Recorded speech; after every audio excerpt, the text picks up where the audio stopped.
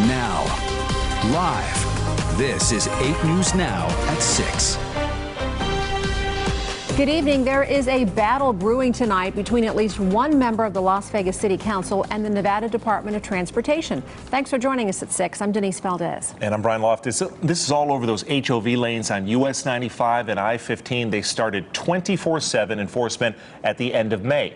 As 8 News Now reporter Orko Manna reports in tonight's top story, the main concern for both sides is traffic. 24/7 enforcement on HOV lanes has been in effect for less than 2 months. Signs like this one are everywhere. You can't miss them. But now a Las Vegas City Councilman wants to get rid of the restrictions. Las Vegas City Councilman Stavros Anthony says he's been getting several calls from his constituents asking for an end to the constant HOV lane enforcement. HOV lanes require vehicles that use them to have 2 or more people inside, but Anthony says that's keeping the lanes pretty empty. In fact, we only saw a few cars in them while we were driving.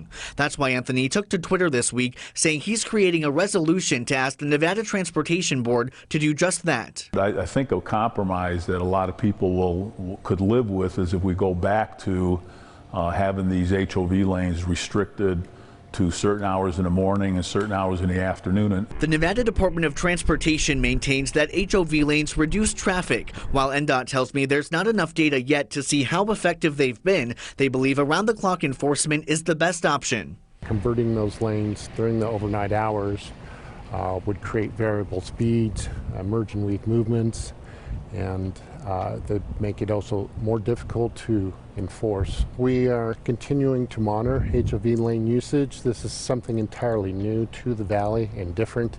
Councilman Anthony plans to introduce the resolution at Wednesday's City Council meeting. Reporting near the Strip, Orko Manna, 8 News Now. Anthony hopes he gets support from his fellow council members at tomorrow's meeting before sending it over to the Nevada Transportation Board.